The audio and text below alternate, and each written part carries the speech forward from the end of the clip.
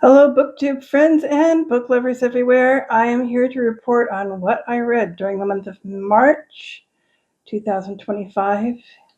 Happy to report that I read 9 books. I finished 9 books. I read more, but I'm only going to tell you about the ones that I finished during the month of March. So the first one was Mutiny on the Bounty. I already mentioned that in my last video.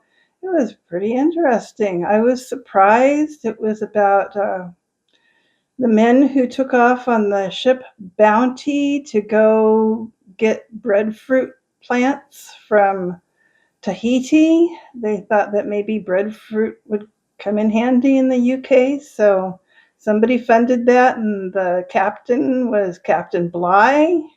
They got to Tahiti, and the men kind of went wild. They were in Tahiti for a long time because they had to get permission to take the breadfruit plants, and they had to wait for the breadfruit plants to be ready to be put on a ship to go to England because, they had to be healthy enough to maybe make it all the way back to England.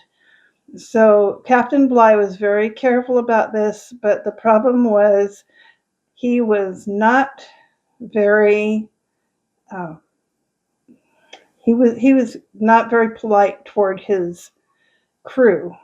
Let's put it that way. And because he had temper fits, the crew finally decided to go ahead and do a mutiny. Some of the crew wanted the mutiny and others did not, so the crew was completely divided on this.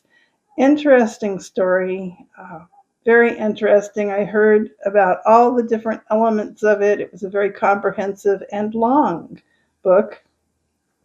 Published just a few years ago, too. I was surprised. I have heard about Mutiny on the Bounty for many, many years, but apparently that was a movie. I haven't watched the movie. And this was an actual well-researched book that was published, I think, in 2018, but I'm not sure exactly the year. It's very recent.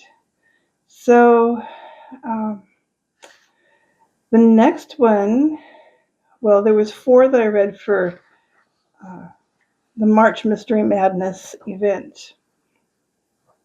This was actually the first year that I ever took part in this event, and it's their 10th year of doing it, so I'm really a latecomer, not very accustomed to reading mysteries. I tried that a little bit when I first became a booktuber. I don't know, maybe about 2018. I tried to read recently released novels and mysteries, and it just didn't feel right to me, so I quit doing that after a while. The 4 books that I read this month were from the 1950s because they wanted us, because it was the 10th anniversary, they were thinking about decades, and they thought we could each choose a decade and read books from that decade, or there were some other options as well. So I chose the 1950s, the actual decade in which I was born. I am from 1952. It was a good year. Still is a good year. Anyhow, so I read 4 1950s books. No, I read 3 1950s books, and they were The Talented Mr. Ripley, The Daughter of Time, and where's the third one? I'm looking at my list here. My Cousin Rachel. It's actually not on my list for some reason. Got cut off. Anyhow, of those, I liked My Cousin Rachel by Daphne du Maurier. Very nice book. I did not like the other 2, The Daughter of Time and The Talented Mr. Ripley. Neither one of them was sitting right with me. And I did explain more about that in my last video, the one that says Road Trip. Yeah. And then there was a group read, The Berry Pickers, and that's a recently released novel, and I did like it. It was about a Native American child who was kidnapped while the family was berry picking in Maine. So I really liked that. And so after that, I was going to go ahead and read some books for middle grade March. I was a complete fail at that. I started this one, Scary Stories for Young Foxes, and I like it actually, but I just didn't get very far in it. I really didn't. So I'm going to finish reading it. I have no intention to DNF it. I tried to read the group read for middle grade March. The first one was Secret Garden, which I've already read twice. It's a classic. And then the other one was sort of a knockoff, similar to The Secret Garden. And it was the Moon something. Moon. Anyhow, I didn't like it.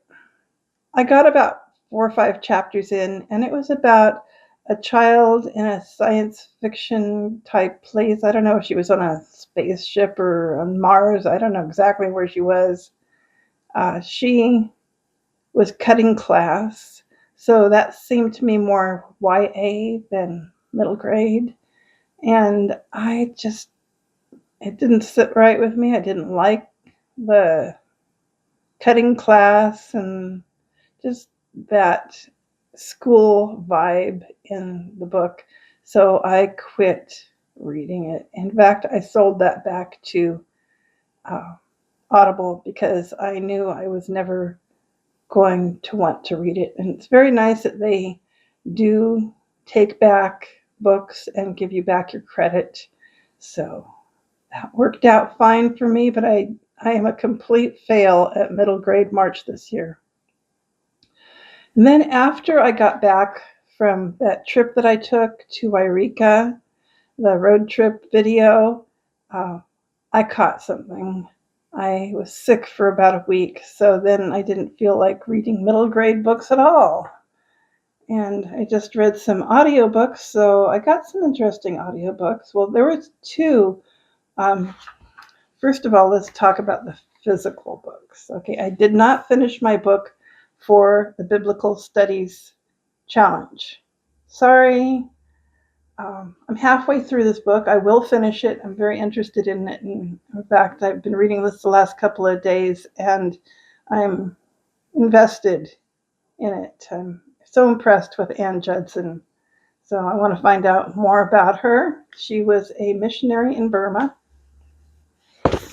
I also read this Christian book that was sent to me. It is The Overcomer, God's Answers to Overcoming Life's Greatest Challenges. Very much enjoyed this book.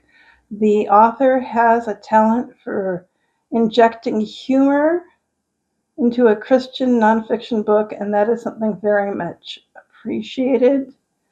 And then the other nonfiction book that I spent a lot of time reading during the last half of the month was this one, Mornings on Horseback, the story of an extraordinary family, a vanished way of life, and the unique child who became Theodore Roosevelt. Really enjoyed this, finished it a few days before the end of the month, and I recommend it. It's not, just like any David McCullough book, it's not an easy read, but it is informative. It's filled with facts and information.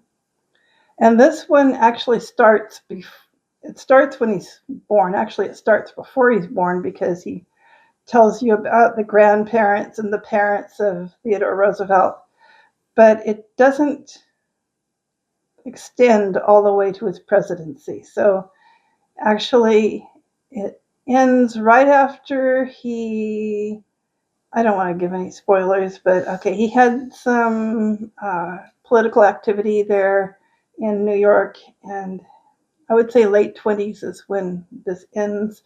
It does include a little bit of politics, and it includes some of his ventures in, I think it was North Dakota that he was in. So, however, the book is mainly about his family, his siblings, his mom, his dad, the people who he was close to who made him the person that he was. So I found that very, very interesting and great book. So this was for my Dave McCullough read-along. And at this point, I have the read-along on pause for 1 month, and we'll come back and read some more David McCullough in the month of May. So what else did I read? Okay, the 2 audiobooks. One of them is a Christian audiobook. It's called Your Story Has a Villain, Identify Spiritual Warfare and Learn How to Defeat the Enemy. This was a really good book. I enjoyed it. It was an audiobook for me. It was published just earlier this year in January, I believe. I was interested all the way through it.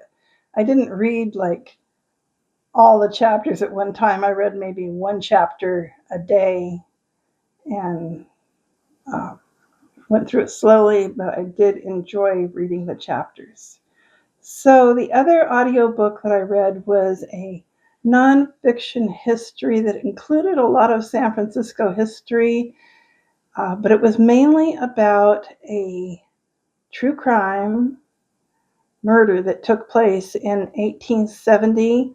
A woman named Laura Fair got on the ferry boat from Oakland to San Francisco with a gun in her bag, and she walked up to her